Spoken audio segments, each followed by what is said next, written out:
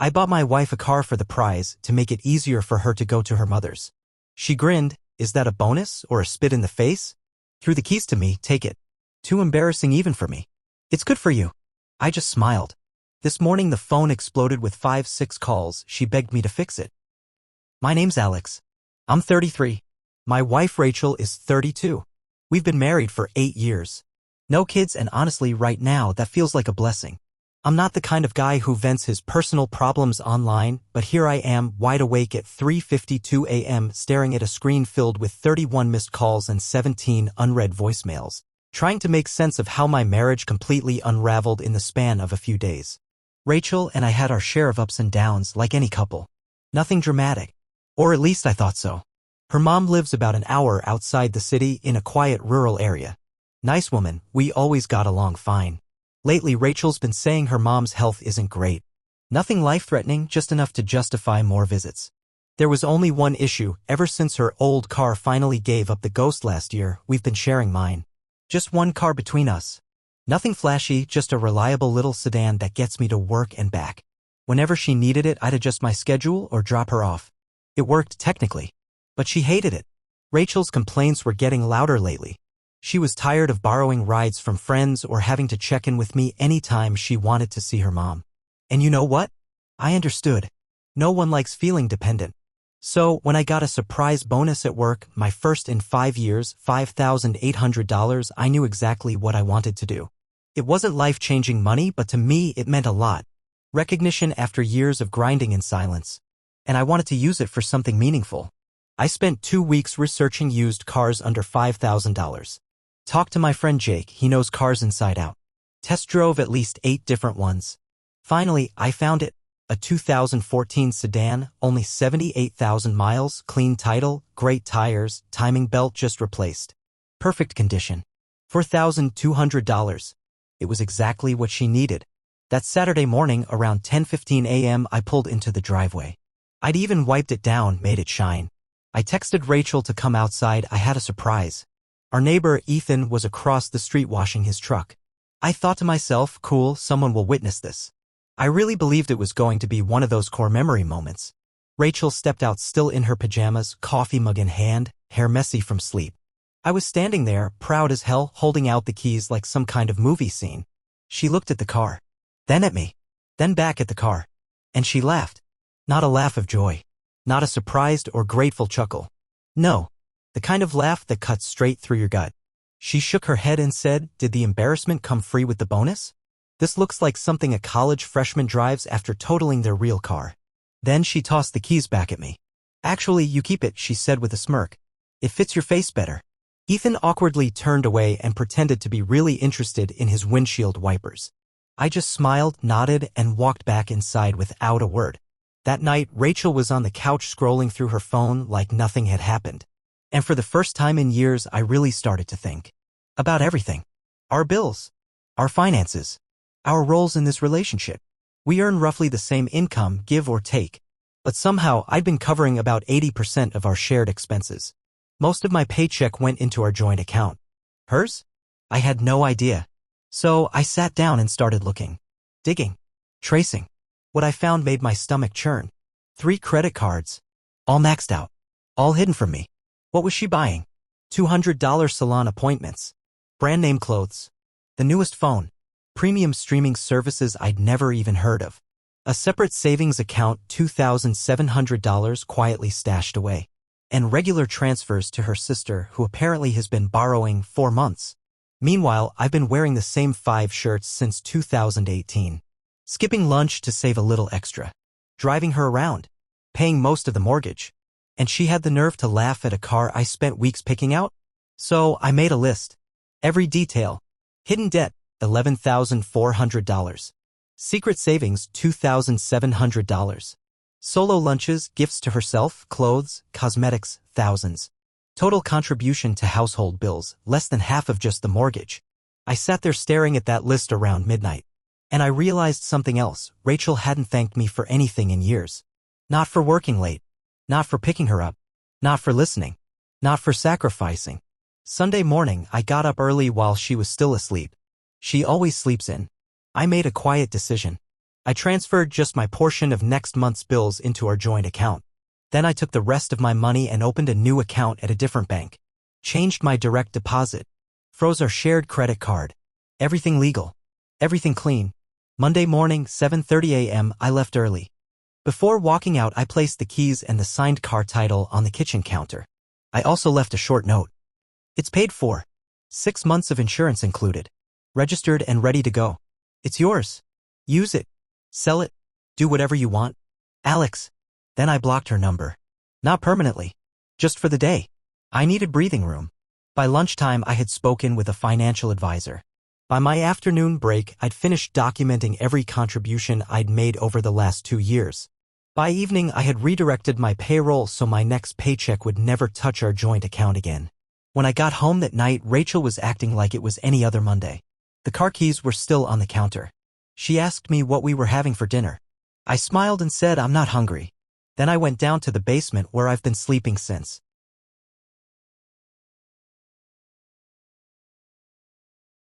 By Tuesday morning, Rachel still hadn't touched the car keys on the counter. She acted like everything was fine. Like nothing had shifted. Like the walls around her weren't starting to crack. But I had already made up my mind.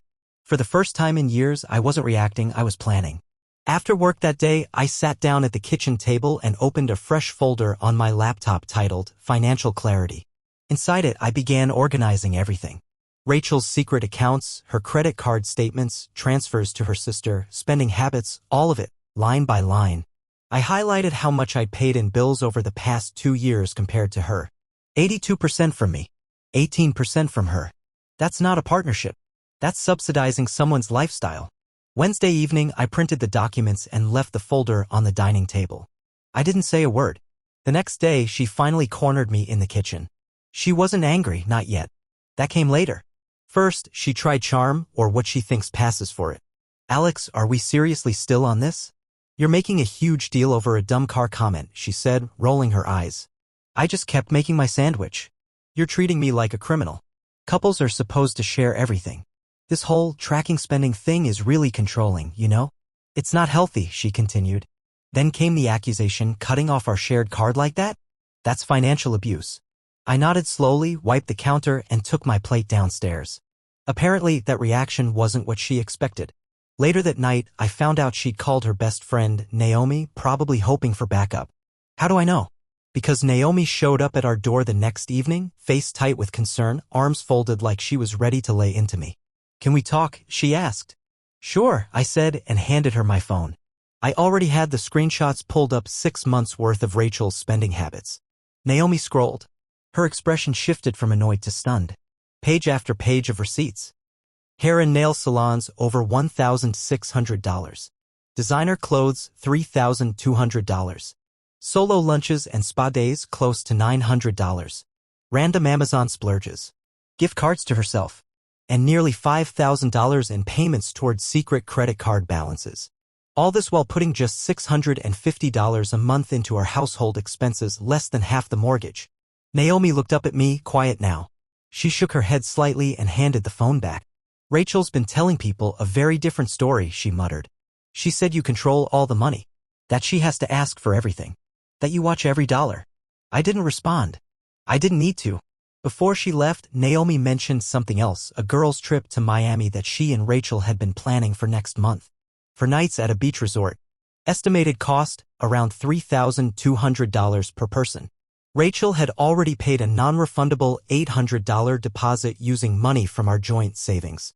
Naturally, Naomi left looking more confused than when she arrived. I haven't seen her since. Rachel hasn't brought her up either. 2 days later, I decided to call Rachel's mom. We'd always had a decent relationship and I wanted to check on how she was really doing. After all, the car and a lot of Rachel's recent behavior was tied to her mother's supposed health struggles. Her mom sounded perfectly fine. In fact, she was better than fine. She was packing for a 6-week cruise with her boyfriend and hadn't seen Rachel in nearly 2 months. Rachel hadn't mentioned any plans to visit more often or at all. When I gently brought up the car situation, her mom went quiet. Then came the questions. And then came the truth. Rachel had told her mother that I had gambling issues. That we were financially unstable because of my reckless spending. That the reason they barely saw each other was because of me. None of that was true. Not a single word. I hung up and sat in silence for a while. I'd been debating whether to push things further. That call made my decision for me. That night, I worked on what I started calling the reckoning. I built a new spreadsheet, clean, color-coded, easy to understand. It laid everything out. Our incomes nearly identical. Our household contributions, me 82%, Rachel 18%. Credit card debt, all hers. Secret savings, hers. Non-essential expenses she could cut.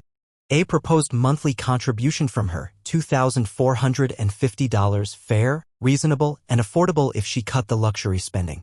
Saturday morning, I woke up early, brewed coffee, and set everything on the kitchen table. Rachel came downstairs around 11:30, classic. I calmly asked her to sit. She looked at the spreadsheet, then at me, and she laughed. That same cold, dismissive laugh from the driveway. "You're bluffing," she said. "You're not actually gonna follow through with this. You need me more than I need you."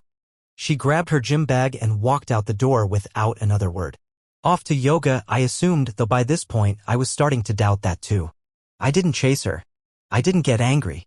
I just sipped my coffee and waited. The next morning, I finished the final phase.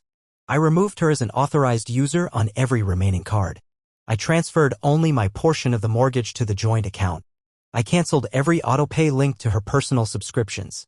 I changed every password to shared services, Netflix, Hulu, Spotify, all of them. And I left a fresh stack of bills on the counter, each one with her share highlighted in yellow. The car?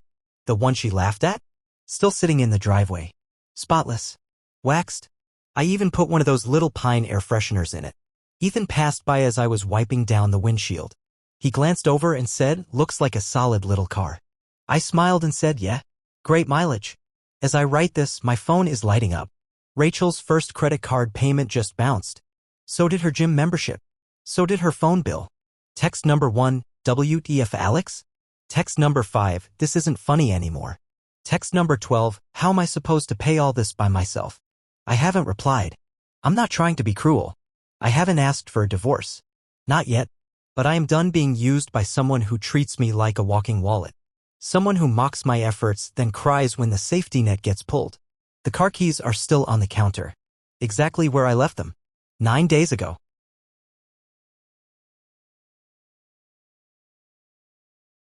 The silence didn't last long. By Monday morning, Rachel had clearly reached her breaking point. I came upstairs around 5 a.m. to make coffee before work and nearly dropped the mug when I saw her. She was already sitting at the kitchen table in the dark. Same clothes from the day before. Hair unbrushed. Eyes puffy and red. In front of her was the spreadsheet I'd made. Her handwriting covered it now, circles, underlines, random question marks. A few coffee stains blurred some of the figures. For a second, just a second, I felt sorry for her. Then she opened her mouth. "You have no idea how embarrassing it was to get declined buying coffee with friends," she snapped. "I had to ask Naomi to cover my lunch. And I had to cancel my hair appointment." Her voice cracked like she expected me to sympathize. I didn't. Instead, I buttered a piece of toast. "This is insane, Alex," she continued. "You're manipulating me.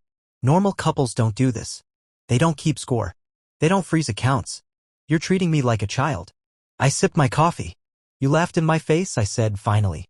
"In front of our neighbor. After I spent weeks trying to give you something you said you needed." She didn't answer. Just stared. That's when the doorbell rang. 5:47 a.m. Who even shows up before sunrise? It was Rachel's mother. Apparently, Rachel had called her at 2 a.m. in full meltdown mode. Her mom, who, if you recall, was supposed to be on a cruise, canceled her connecting flight and drove 4 hours straight to get to her house. I opened the door and she looked past me to her daughter slouched at the kitchen table. "What's going on?" she asked. Rachel immediately launched into her narrative. Evil husband. Financial abuse. Controlling behavior. You name it. Her mother listened. Quietly.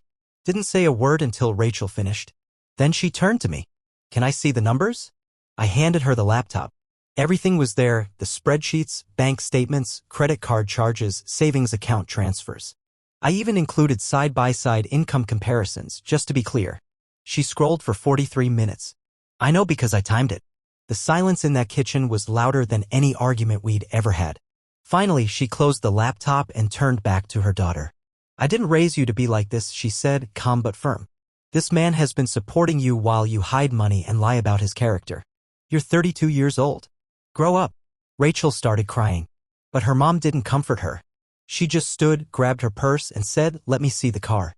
So the three of us walked outside, me, Rachel, and her mom. The car was sitting in the driveway, still sparkling from its last wash. A little dew glistened on the windshield. Her mom walked around it, checking the body, asked about the mileage, the service records. I answered. She nodded. "It's a reliable car," she said to Rachel. "You're lucky to have it." My first car was a 15-year-old station wagon with no AC. My dad worked weekends to afford it. And I didn't laugh when he gave it to me. Rachel didn't say a word. An hour later, her mom left. She hugged me on the way out, told Rachel to call her when she got her head on straight, and then she drove off to catch a rebooked flight. The next couple of days were quiet. Rachel stayed upstairs. I stayed downstairs. When we crossed paths, it was a mumbled hey or silent eye contact in the hallway. It was awkward, cold, but oddly necessary. The distance let everything settle. Then last Monday, something unexpected happened. I came home from work to find Rachel cleaning. Not the quick surface wipe kind. No, deep cleaning. Scrubbing grout in the bathroom. Wiping out the kitchen cabinets. The baseboards were spotless. She even took down the blinds and washed them. That night, I found a stack of papers on the kitchen counter. 3 credit card statements. All hers. Each one with a payment plan written out in her handwriting. Next to it, a printed budget sheet downloaded from a personal finance website. Then a checking account printout showing that she had emptied her secret savings to pay off the highest interest card. Under that was a handwritten list titled Current Monthly Expenses. Credit card minimums $437. Phone bill $112. Hair appointments $200 reduced from $400. Mom's birthday gift $75. Gym membership $89.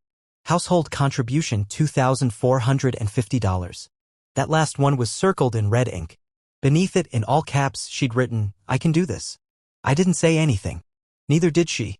The next day, like clockwork, $2,450 showed up in our joint account.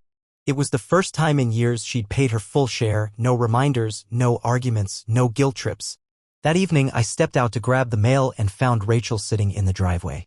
Inside the car. Just sitting there, hands on the steering wheel, staring out through the windshield.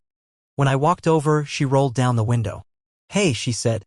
"This car's actually kind of nice inside." She asked if I could show her how to connect her phone to the Bluetooth. Then we went over the backup camera, the trunk space, the media controls. We spent about 20 minutes like that, 2 adults talking about a car like normal people. No sarcasm. No eye rolling. Before I headed back inside, she looked up at me. "I looked up the value online," she said. "It's actually a really good deal for the mileage and condition." Then she looked down and added, barely above a whisper, "I was ungrateful." Her words. Not mine. That was 12 days ago. Since then, Rachel has driven the car every day. She started buying groceries again without being asked. The girls' trip to Miami? Cancelled.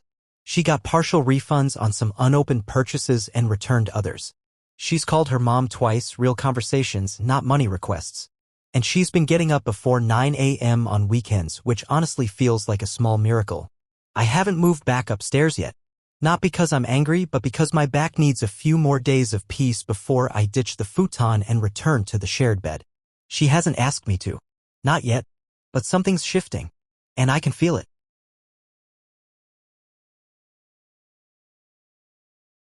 A few nights ago, I finally moved my things back upstairs. Not because everything's magically fixed. It's not. But because sleeping on that basement futon was turning my spine into a pretzel, and we're both adults.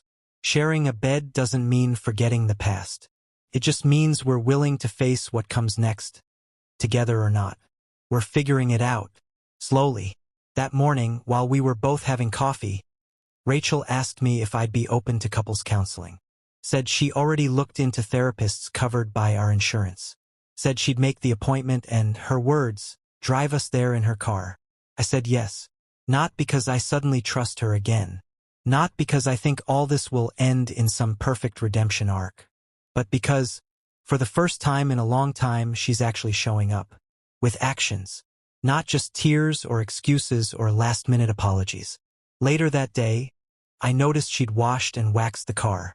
Again. She'd even put one of those little clip-on phone holders on the vent, and a tiny hanging plant from the rearview mirror, the kind of dumb little decoration people add when something finally feels like it belongs to them. It made me pause. This same car, the one she once mocked as beneath her, is now something she clearly values. Not because it's flashy, but because she's earning it now. She's maintaining it.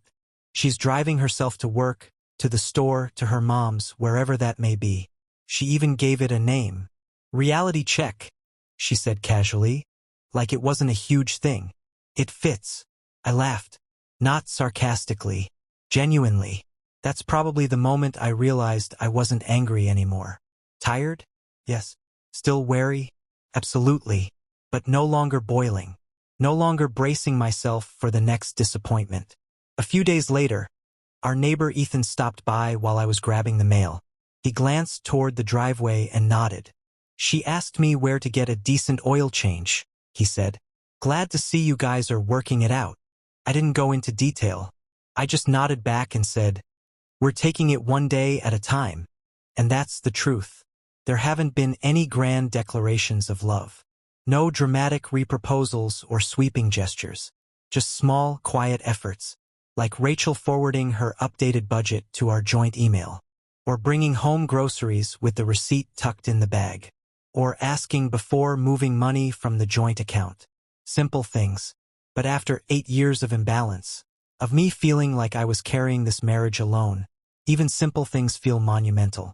A few nights ago, I found her sitting in the living room reading one of those relationships for grown-ups kind of books. It wasn't performative. She didn't call attention to it. I just noticed it lying on the coffee table, bookmarked halfway through. That same night, she told me she'd officially canceled the Miami trip. Got back most of her deposit thanks to Naomi, who apparently helped smooth things over with the travel agency. Rachel offered to pay the cancellation fees out of her own pocket. No discussion. Just told me she'd handled it. I didn't ask for any of this. But I noticed. And the thing is, I think she knows that. She stopped asking me if everything's okay now. She doesn't try to act like nothing happened. The air between us is still cautious, but there's honesty in it now. Even in the awkward silences. Even when we don't quite know what to say. This past weekend, my mom came over again for dinner. Just her and me. Rachel hadn't been told ahead of time. Not intentionally, just poor timing. When she walked through the door and saw us eating lasagna at the table, she froze. But instead of storming out or turning icy, she said, "Hi, Mrs. Collins. Want a glass of wine?" Then she sat down with us. We talked about normal things. The weather, work, gas prices. Rachel even asked my mom about her garden. They laughed at something I said, and I sat there watching them talk, thinking, this feels normal, and I didn't have to force it. After my mom left, she texted me later, "You handled everything with more grace than most men ever could. I'm proud of you. Your father could have learned a thing or two from you." That one hit me harder than I expected. My dad walked out on us when I was 4. I barely remember his face, but I remember the silence he left behind. I swore to myself a long time ago I'd never be like him. Never vanish when things got hard. Never choose escape over responsibility. And this time, I didn't. I didn't storm out. I didn't scream. I didn't cheat or play games or seek revenge. I just stopped letting myself be walked on. And maybe that's what changed everything. Because here we are weeks later. Still married. Still unsure. But talking. Respecting boundaries. Paying our fair share.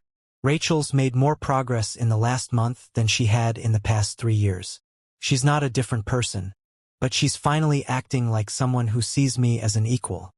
Not a walking bank account. Not a fallback plan. Yesterday, as I got in my car to head to work, I saw her standing by the driveway wiping down the side mirrors of hers of reality check. She looked over, smiled, and said, "Think I'll get a sunshade. Might try to keep the interior nice." I nodded and got in my car. We didn't say anything else. We didn't need to. Sometimes the best revenge isn't walking away or burning bridges. Sometimes it's just letting someone sit in the mess they made and watching what they choose to do next. And if you're lucky, if they're willing, sometimes they choose to clean it up with you. 1 mile, 1 bill, 1 quiet ride at a time.